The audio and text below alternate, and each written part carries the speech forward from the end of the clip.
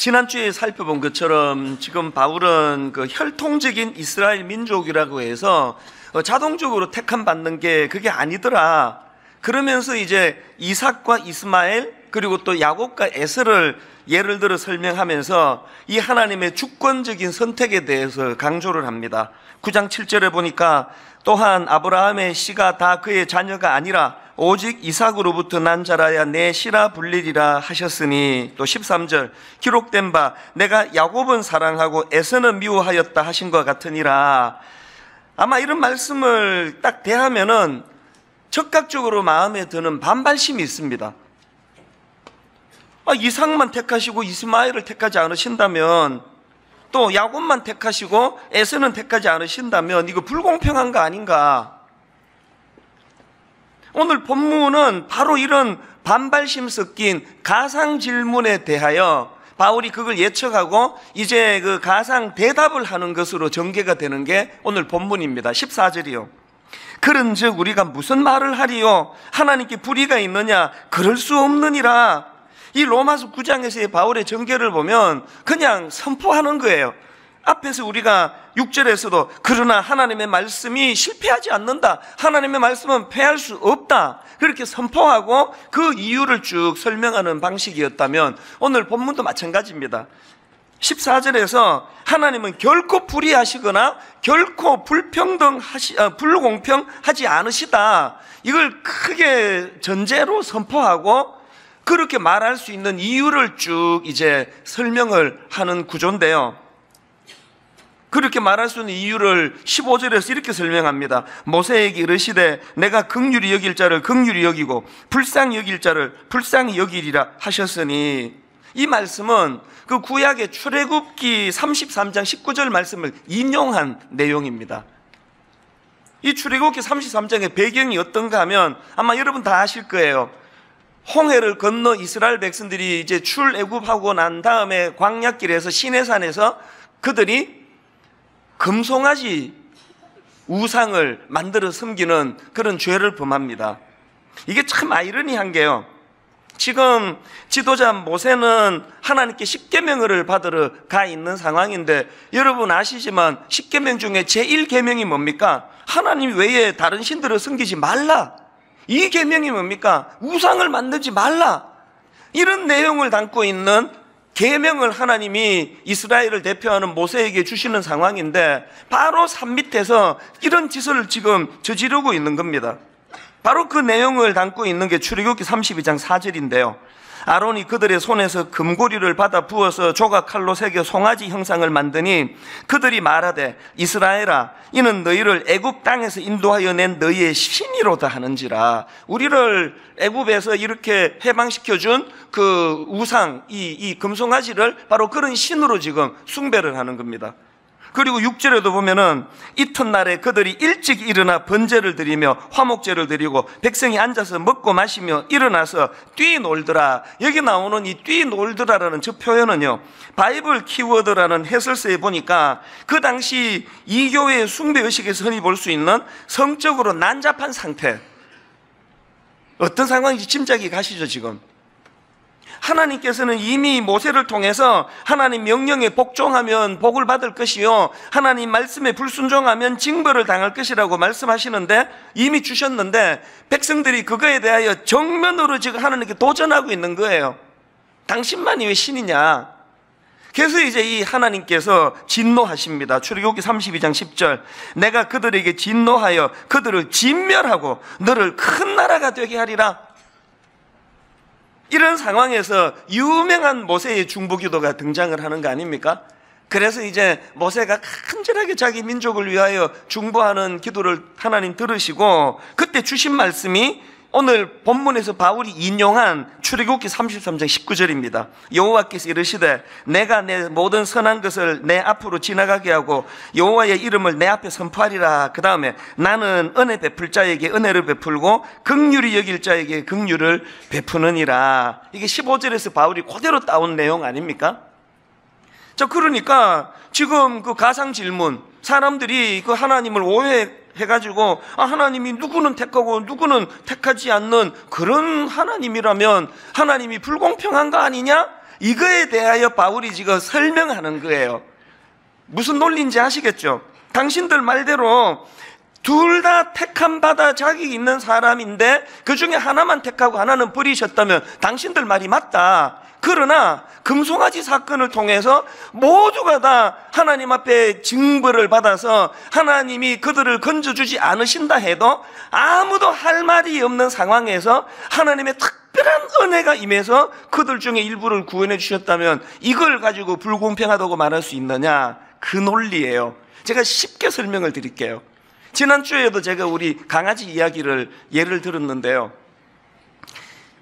사실대로 말해가지고 우리 집 강아지는 저같이 너무나 좋은 주인을 만났기 때문에 세상 말로 개팔자가 상팔자가 된 케이스예요. 하여튼 우리 5 식구 중에서 제가 제일 인자하고 또 어진 주인이란 걸 얘가 이미 알기 때문에요. 아침에 자다가도 제가 이렇게 식탁에 딱 앉으면 타타타타 뛰어와요. 그리고 옆에 있는 식탁으로 뛰어 올라와요. 그러면 제가 아침을 먹으면서 이 강아지에게 해롭지 않은 그 소금기가 없는 이런 건 골라가지고 저도 먹고 걔도 먹이고 이렇게 하는데요. 삼겹살을 굽잖아요. 그러면은 이제 이 귀한 강아지가 그 비계 덩어리 이런 거 먹으면 그 콜레스테롤로 안 좋잖아요. 그래서 이제 그 삼겹살을 먹이는데 비계 덩어리는 떼서 내가 먹고 고기는 얘를 줘요. 살코기를 주면 그거를 아주 맛있게 잘 먹습니다. 내가 어떨 때 이 삼겹살을 떼서 비계 먹고 살코기 주면서 지금 누가 개고 누가 사람인지 헷갈릴 때가 있습니다. 그렇게 지극정성으로 키우거든요. 그리고 잘 때 보면은요, 안방 침대에 부부 사이에 얘가 드러누워가지고 배 드러내고 팔자로 가관이에요. 그리고 막 얼마나 편하게 자는지 코까지 골아요. 그렇게 이렇게 그 배 드러내고 자는 거를 보면서 참 네가 정말 주인 잘 만났다 그렇게 생각하는데요. 자, 여기서 한번 생각을 해보세요. 제가 이제 강아지를 데리고 산책을 나가니까요, 저기서 어떤 유기견이 보이는 거예요. 그럼 이 강아지가 나한테 화가 나는 거예요. 우리 주인은 너무 냉정한 주인이다. 나는 구해주고 똑같이 이제 불쌍한 유기견은 구해주지 않는, 그래서 우리 주인은 굉장히 불의하고 불공정한 주인이다. 이렇게 늘 얘가 나한테 대해서 불만을 갖고 있다면 이게 공정한 이야기입니까? 6.25 전쟁이 터지고 전쟁 공화가 막 양산이 돼가지고 그때 고아원마다 그냥 막 더 이상 수용이 어려울 정도로 넘쳐났다 그러는데, 어느 후덕한 부부가 참 고아원을 방문해서 그 중에 참 불쌍해 보이는 한 애를 집으로 입양을 시켜가지고 그렇게 양자 삼아 줬는데, 이 양자 삼은 아들이 그 아버지한테 늘 불만이 많은 거예요. 응? 왜 나만 구해주느냐고. 지금 여전히 나랑 절친했던 내 친구는 고아원에서 그런 열악한 생활을 하고 있는데, 그리고 또 다른 내 친구 하나도 거기서 지금 얼마나 어려운 상황에 처해 있는데 왜 우리 주인은 이렇게 불공평한 것이야. 그렇게 하면서 입양된 그 아들이 자기 고마운 아버지에 대해서 늘 그렇게 원망하고 불평한다면 이게 정당한 이야기입니까? 이게 딱 오늘의 우리라는 거예요. 지금 그 얘기를 하고 있는 겁니다. 바울이 가지고 있는 큰 전제가 뭐냐 하면 로마서 3장 23절, 모든 사람이 죄를 범하였음에 하나님의 영광에 이르지 못하더니, 그래서 이삭이 이스마엘보다 뭔가 더 자격이 있어서 구원을 해준 거 아니다. 야곱이 에서보다 뭔가 하나님 보시기에 특출난 뭐가 있어서 그를 택해준 거 아니다. 그래서 여러분 지난 주일날 여러분 마음으로 반발심이 생길 수밖에 없었던 나기도 전에, 무슨 선이나 악을 행하기도 전에 하나님이 택해 주셨다는 건요, 여러분 헷갈리라고 주신 말씀이 아니고 지금 택함을 받은 이삭이, 택함을 받은 야곱이 더 잘난 게 있어서 택함을 받은 게 아니라는 걸 강조하는 구절이라는 거예요. 근데 여러분 오늘 본문에 나오는 이 한 가지 표현 13절을 한번 보시겠습니까? 기록된 바 내가 야곱은 사랑하고 에서는 미워하였다 하신 것 같으니라. 여기 나오는 에서는 미워했다, 이 말씀을 오해하시면 안 되는 게요, 이 본문 13절 말씀처럼 한쪽은 사랑했고 다른 쪽은 미워했다, 이런 식의 표현은 고대 근동에서 사용되던 일종의 과장법입니다. 그러니까 이 미워했다, 한쪽은 사랑했고 한쪽은 미워했다는 이 과장법은 한쪽은 사랑했는데 다른 한쪽은 그만큼 사랑하지 않았다는 그 표현이에요. 예를 들면은 누가복음 14장 26절을 보시겠습니까? 물은 내게 오는 자가 자기 부모와 처자와 형제와 자매와 더욱이 자기 목숨까지 미워하지 아니하면 능히 내 제자가 되지 못하고, 이 말씀을 글자 그대로 받아가지고 나 이제 예수 믿으니까 나 이제 우리 부모도 미워할 거야, 난 남편도 없어, 이 자식이고 뭐고 난 다 미워할 거야, 나 하나님만 사랑할 거야, 이거를 글자 그대로 받으면 이런 오류에 빠지는 이단들이 하는 짓이 이런 거 아닙니까? 이 표현은 과장법이에요. 그만큼 하나님을 소중히 사랑해라는 걸 강조하는 표현이지 글자 그대로 받으면 안 되는 이야기라는 거예요. 오늘 본문 17절 18절에도 그 바로왕에 대한, 애굽의 바로왕에 대한 언급이 있는데 18절을 보시겠습니까? 그런즉 하나님께서 하고자 하시는 자를 긍휼히 여기시고 하고자 하시는 자를 완악하게 하시느니라. 이것도요, 그 선량한 멀쩡한 사람을 하나님이 그 마음에 악을 심어줬다는 뜻이 아니에요. 원래부터 악한 자예요, 악한 자. 그렇게 그 이스라엘 백성들을 착취하고 하나님이 그들을 풀어주라고 그렇게 말씀하심에도 아주 강팍한 마음을 가지고 있었던 바로왕인데요, 하나님께서는 그 강팍한 바로왕의 악한 마음까지도 선하게 사용하셔서 그 일을 통하여 이스라엘 백성들이 하나님의 놀라운 역사와 일하심을 깨닫게 하는 도구로 사용을 하셨다는 그 이야기예요. 그러는 과정에서 하나님이 악을 심어준 게 아니에요. 원래부터 악한 사람이에요. 이런 식으로 바울이 지금 오늘 본문에서 쭉 하나님은 절대 불공평하신 분이 아니다는 걸 피력하는데, 그러다 보니까 본문에 막 계속 흐르는 게 하나님의 긍휼하심에 대한 강조예요. 그래서 저는 오늘 이런 맥락에서 이 하나님의 주권과 관련해서 우리가 기억해야 될 두 가지 사실에 대해서 말씀을 드리고 싶은데, 하나는 하나님에 대해서, 하나는 나 자신에 대해서예요. 자, 첫째로요, 하나님에 대해서는 하나님의 존재를 신뢰하기예요. 하나님의 주권을 인정하시려면 하나님의 존재를 신뢰하신다, 해야 된다. 그 목회를 하다 보면은 또 많은 사람들에게 노출되어 있다 보면 오해를 받을 때가 참 많습니다.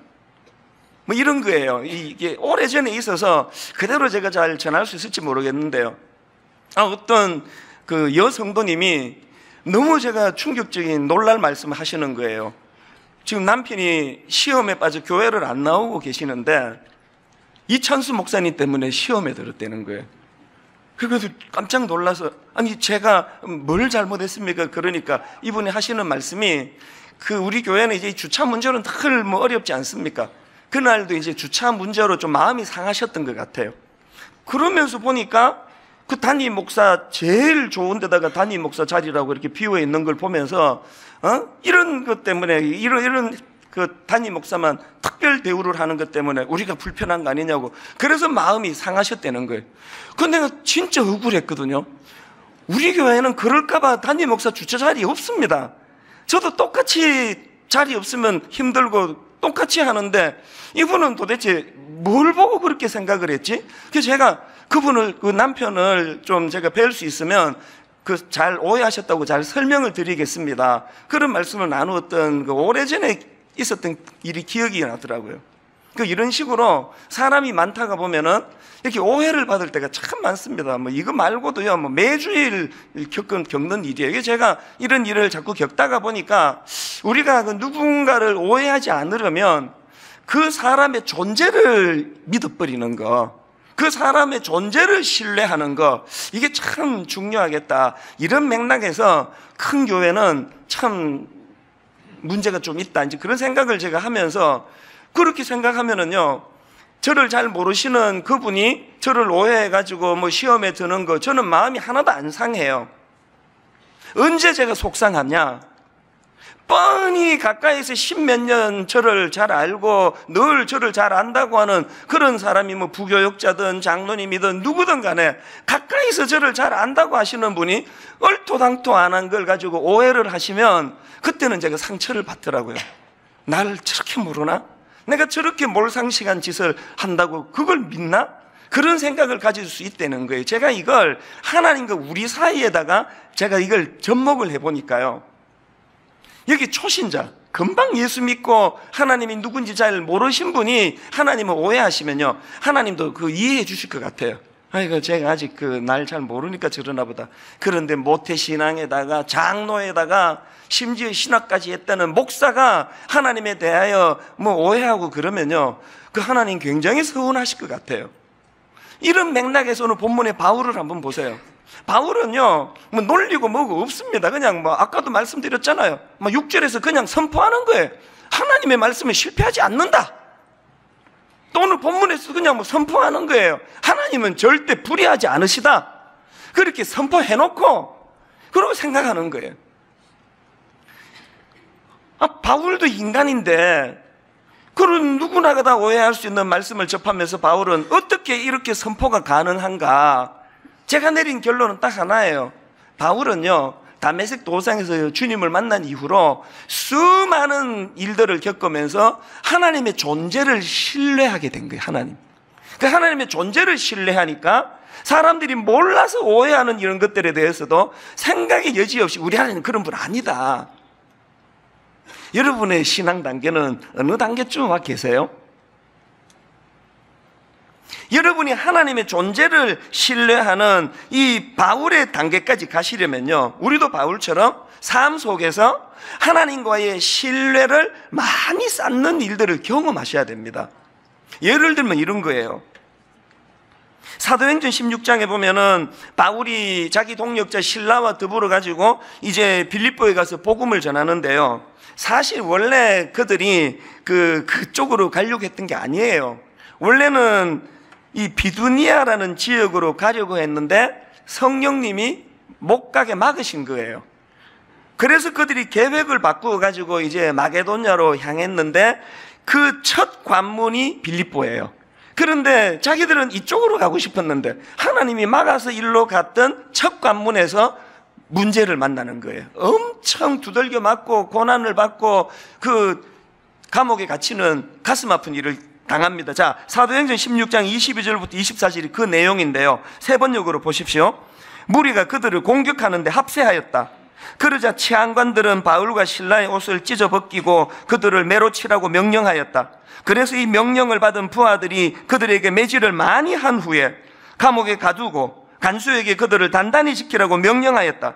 간수는 이런 명령을 받고 그들을 깊은 감방에 가두고서 그들의 발에 착고를 단단히 채웠다. 어떤 상황인지 아시겠죠? 이게 말입니다.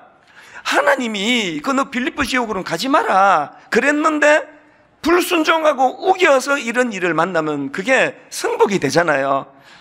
그때 그 말씀을 들을 걸. 이건 반대예요. 나 이럴 것 같아서 이쪽에 안 가려고 그랬는데, 여러분 같으면은, 또 저 같으면은 감옥에서 밤새 원망했을 것 같아요. 도대체 내가 이래서 안 가려고 했는데, 그 사춘기 애들을 키우면서 부모가 제일 두려운 게 그거 아닙니까?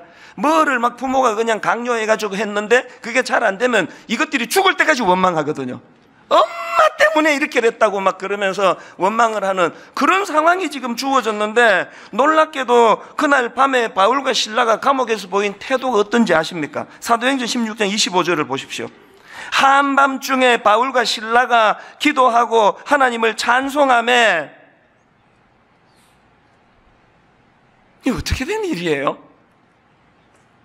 하나님 때문에 난 저리로 가려고 그랬는데 이리로 보내시는 바람에 내가 이렇게 됐다고 그러면서 막 원망할 줄 알았는데요, 하나님은 밤중에 뭘 찬송했는지 좀 이해가 안 돼요. 뭐 살살 때리게 해주셔서 감사합니다라고 뭐 감사했는지, 뭐 죽지는 않아서 감사했는지 모르지만 그날 밤에 뭔 제목을 가지고 감사했는데, 여러분 저 사도행전 16장의 사건 다 아시죠? 저 감사로 말미암아서 하나님의 역사가 일어나고 간수, 그 바울과 실라를 지키던 간수뿐만이 아니고 그 가족들까지 구원을 받는 역사가 사건이 일어난단 말이에요. 바울의 삶 속에서 이런 것들이 자꾸 쌓이다 보니까 어떤 길로 인도하시든지 간에 하나님에 대한 승복이 나오고 그것이 신뢰가 되더라는 거예요. 제가 우리 젊은 목사님들한테 항상 하는 얘기가 그거예요. 처음에 당회할 때 장로님들 의견은 이러시고 내 의견은 저럴 때 항상 하나님이 인도하시는 의견을 내서 장로님들이 한번 양보해서 담임 목사가 원하는 쪽으로 해봤더니 자기들 생각보다 더 좋은 결과가 나타나네. 또 한 달 뒤에 또 더 좋은 결과가 나타나네. 이런 일이 몇 번만 반복되면은 장로님들은 담임 목사를 엄청 신뢰하게 되고 그때부터는 목회가 편해진다. 그런 이야기를 제가 종종 드리거든요. 바울과 실라가 머리로는 이해가 안 되는 그 상황에서도 하나님의 존재를 신뢰해서 그분을 찬양했더니 이런 아름다운 열매가 맺어지는 결과가 반복되니까 저는 오늘 여기 예배 드리는 우리 교회 모든 성도님들이 성경을 하나님의 말씀으로 온전히 믿을 수 있기까지 여러분 삶 속에서 하나님을 신뢰할 수 있는 많은 일들이 경험되기를 바랍니다. 그러려면 어떻게 해야 될까요? 내 머리로는 이해가 안 돼도 수용하고 하나님을 찬양하는 것. 그날 밤에 바울과 실라가 하나님을 향하여 원망과 분노를 쏟아놓았으면 그 감옥에서 아무런 일도 안 일어났을 거예요. 하나님께 승복하고 하나님의 말씀에 신뢰하면서 하나님의 주권을 인정해 드릴 때 우리 인생에도 기적 같은 일들이 일어날 줄로 믿습니다. 그런가 하면 두 번째로 하나님의 주권과 관련해서 기억해야 되는 게 뭐냐? 이번엔 나 자신에 대해서예요. 나 자신에 대해서는 은혜에 대한 감격을 회복하셔야 됩니다. 제가 서두에 우리 집 강아지 또 그 6.25 전쟁 고아 그런 말씀들을 다 드리지 않았습니까? 고신대 우병훈 교수가 쓴 아티클에 보니까 그 헤르만 바빙크의 개혁 교의안 2권에 나오는 내용을 인용을 하는 걸 봤는데 한번 내용을 들어보십시오. 예정은 하나님 자신의 사랑에서 나왔습니다. 만일 예정이 정의와 공로에 기초했다면 모든 사람이 구원받을 수 없었을 것입니다. 하지만 예정이 은혜를 따라 역사하심으로 심지어 가장 비참한 사람에게도 희망이 있습니다. 즉 예정론을 설명하는 이 글을 읽으며 이게 너무 감동이 됐던 게 딱 내 얘기네. 이게 뭘 보고 구원하는 식의 일을 하지 않으시고 어머니 뱃속에 들어가기도 전에 하나님이 나를 택해 주셨다는 이 은혜가 있었기 때문에 내가 지금 이 자리에서 지금 그도 목사 노릇하고 있는 거 아닌가, 이 감격이 되더라고요. 여러분에게 이 감격이 있습니까? 지금 우리같이 자격 없는 것들을 부여해 주시고 택해 주시는 것 때문에 하나님이 무자비하다고 불공평하다고 오해를 받아가시면서까지 우리를 선택해 주신 그 은혜에 대한 감격이요. 우리가 바울에게서 배워야 되는 게 바로 이 모습이에요. 어제부터 지금 우리가 하고 있는 그 큐티가 이제 갈라디아서로 이제 들어가지 않습니까? 제가 어제 아침에 갈라디아서를 이제 1장을 제가 묵상을 하는데 보니까요, 갈라디아서 서두에 바울이 이렇게 선포합니다. 1장 1절. 사람들에게서 난 것도 아니요 사람으로 말미암은 것도 아니요 오직 예수 그리스도와 그를 죽은 자 가운데 살리신 하나님 아버지께로 말미암은 사도된 나 바울은. 얼마나 당당합니까? 얼마나 감격이 묻어 있습니까? 그런가 하면 갈라디아 1장 13절에 내가 이전에 유대교회에 있을 때에 행한 일을 너희가 들었거니와 하나님의 교회를 심히 박해하여 멸하고. 바울은요 하여튼 뭐 틈만 나면은 그 자기 험담을 자기가 들추어내는 거 아닙니까? 다른 사람이 막 험담을 해도 이게 가려야 되는 게 우리 세상의 그 처세술인데, 뭐 가는 데마다 내가 얼마나 악했는지 아느냐? 내가 얼마나 포악했는지 아느냐? 이 바울은 처세술은 잘 못 배운 것 같아요. PR이 뭡니까? PR이 자기를 PR한다. 피할 건 피하고 알리는 거 알리는 게 PR 아닙니까? 바울은 막 자기 약점을 막 다 드러내는 게 왜 이렇게 자기의 그 포악한 옛날을 자꾸 그 들추어내는 겁니까? 왜 그렇다고요? 자기의 그 자격 없음이 드러나면 드러날수록 이런 자조차도 택해 주시는 하나님의 택하심의 은혜가 부각이 되거든요. 이것이 드러나거든요. 제가 이 예를 내가 들까 말까 내가 그저께부터 계속 갈등하다가 내가 들기로 했는데요. 무슨 얘기인가 하면은 그 옛날 어른들이 이제 막 이 은혜의 감격이 막 넘칠 때 그 철학기도 같은 데 보면은 막 기쁨에 못 이겨서 찬양할 때 보면은 이 어른들의 박수가 이제 이 해병대 박수가 여기서 나온 것 같아. 마음에 가득한 의심을 깨치고 지극히 화평한 마음으로. 이걸 할까 말까 한 건 아니고 그 다음입니다. 들어보세요. 그게 참 인상적이었어요. 할머니들이 그렇게 밤 늦게까지 손뼉을 치며 찬양하는데요, 방금 제가 불러드렸던 이 찬송가 257장은 그 중에 대표적인 찬양이에요. 마음에 가득한 의심을 깨치고 지극히 화평한 마음으로 찬송을 부르면 어린 양 예수의 그 피로 속죄함 얻었네. 2절도 참 가사가 감동적이. 금이나 은같이 없어질 보배로 속죄함 받은 것 아니요, 거룩한 하나님 어린 양 예수의 그 피로 속죄함 얻었네. 저한테 인상적인 게 3절이에요. 나 같은 죄인이 용서함 받아서 주 앞에 옳다함 얻으면 확실히 믿기는 어린 양 예수의 그 피로 속죄함 얻었네. 내가 할까 말까 망설인 게 이건데요, 제가 그 어릴 때 그 어떤 할머니 권사님 생각이 나는 거예요. 이분은요, 이 3절을 가사를 개사를 하는데 이렇게 바꾸어서 부르시는데요, 나 같은 쌍년이 용서함 받아서 주 앞에 옳다함 얻으면.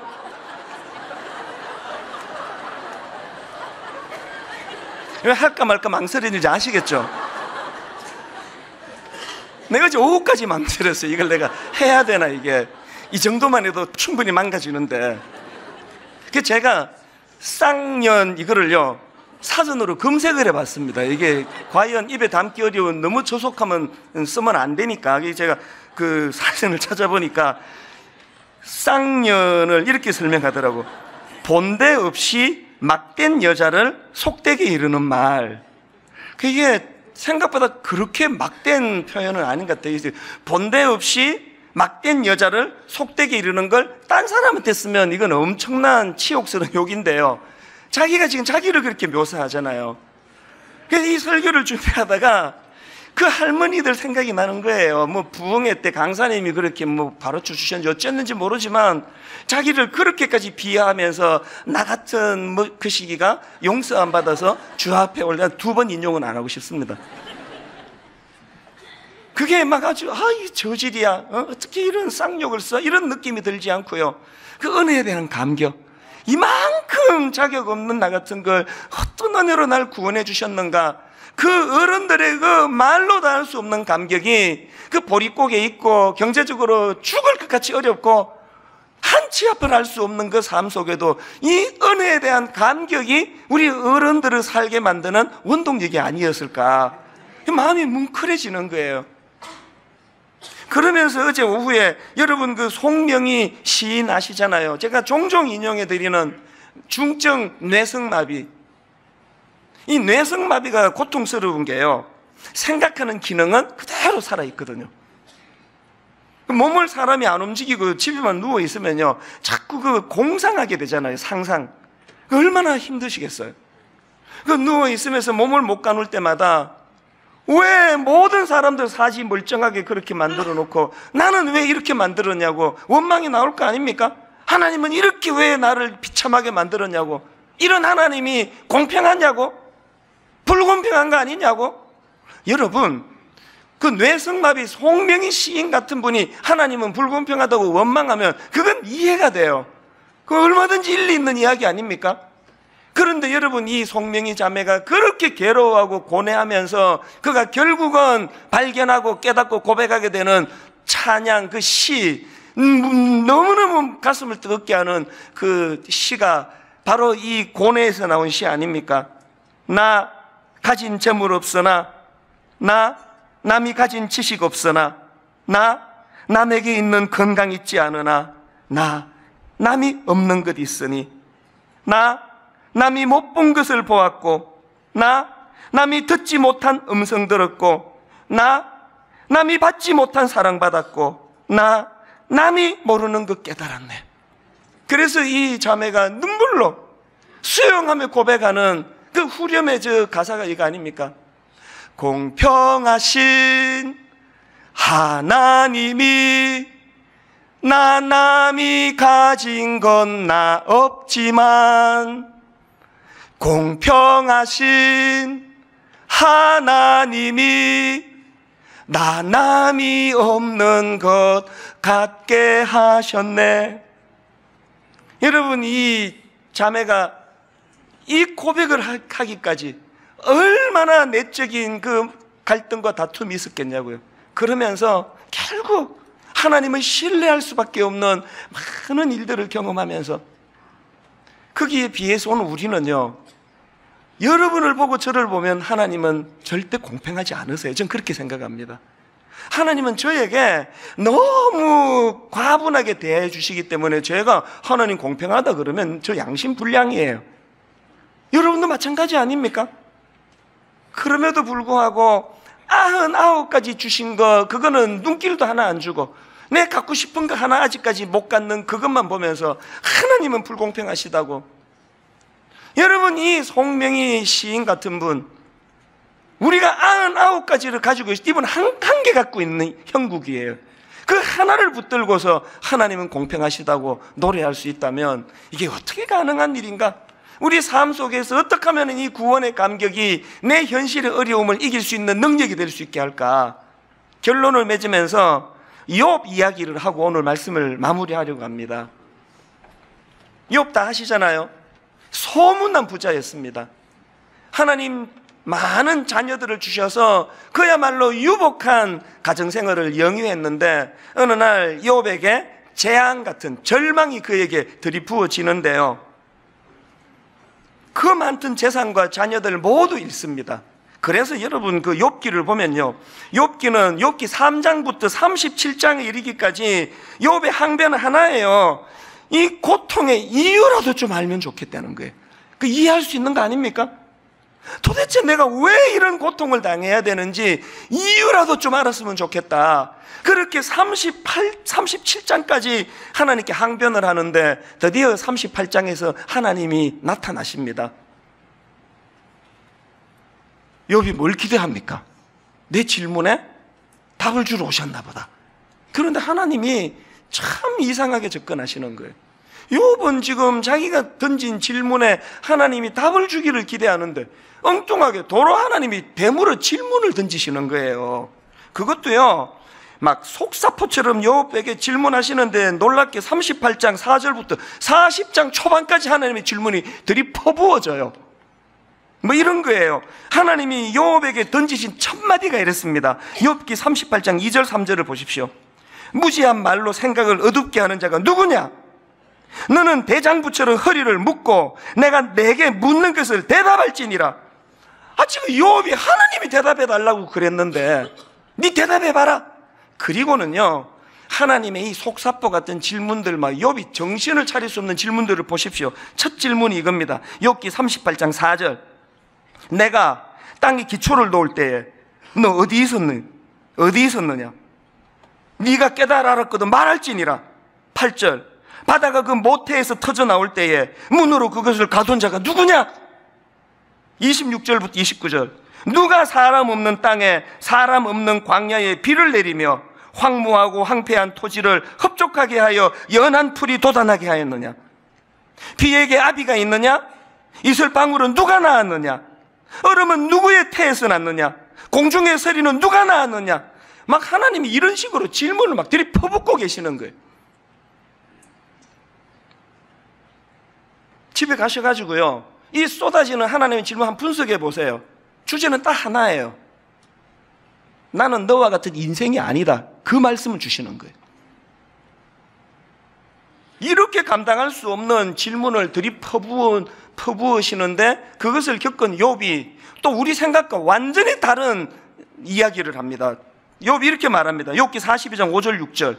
그 퍼부어지는 질문을 다 듣고 나서요, 내가 주께 대하여 귀로 듣기만 하였사오나 이제는 눈으로 주를 배웁나이다.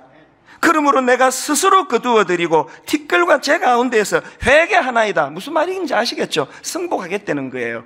이게 어떻게 가능했느냐? 욥은요, 여전히 자기가 당한 고통의 이유를 알기를 원했지만 안 가르쳐주셨어요. 욥은 여전히 내게 왜 이런 아픔이 찾아왔는지 여전히 몰라요. 그런데 자기가 원하는 시원한 답은 비록 얻지 못했지만 욥은 하나님의 그 자신의 그 준엄하심, 하나님의 그 거룩하심, 그 놀라운 하나님의 하나님 되심을 깨닫게 되니까 모든 문제가 다 해결이 되더라는 거예요. 비록 욥이 여전히 왜 내게 이런 아픔이 왔는지, 내 상황과 환경은 왜 이런 고통으로 몰려가는지 오리무중이지만, 그러나 이 모든 것을 주관하고 만드시는 하나님이 살아계시고, 그 하나님이 내 아픔을 알고 계시다는 그 하나만으로 다 치유가 돼버리는 거예요. 저는 어제 오후에 이 대목에 와가지고 눈물이 나더라고요. 하나님, 우리 성도님들 중에 욥만큼은 아니라도 너무너무 인생에 힘든 짐을 지고 허덕거리는 분들이 참 많습니다. 갑자기 건강을 잃어버려 고통하는 성도도 있고, 물질을 욥처럼 그렇게 다 잃어버려 낙심하는 성도도 있고, 심지어는 자식을 잃고 고통하는 성도들이 너무너무 많은데, 얄팍한 목사 인간의 수준에서는 어떤 말로도 위로가 안 됩니다. 하나님이 욥에게 그렇게 하셨던 것처럼, 비록 우리 모두가 다 이 무거운 인생의 정답을 다 알고 살지는 못한다 할지라도, 하나님 오늘도 이 역사를 주관하고 계시고, 그 하나님이 내 눈물, 내 아픔을 알고 계셨구나. 하나님이 이거 하나만으로도 충분한, 오늘 이렇게 아프고 저렇게 상한 우리 사랑하는 주님의 자녀들에게 하나님 이 깨달음의 은혜를 허락해 주시기를 원합니다.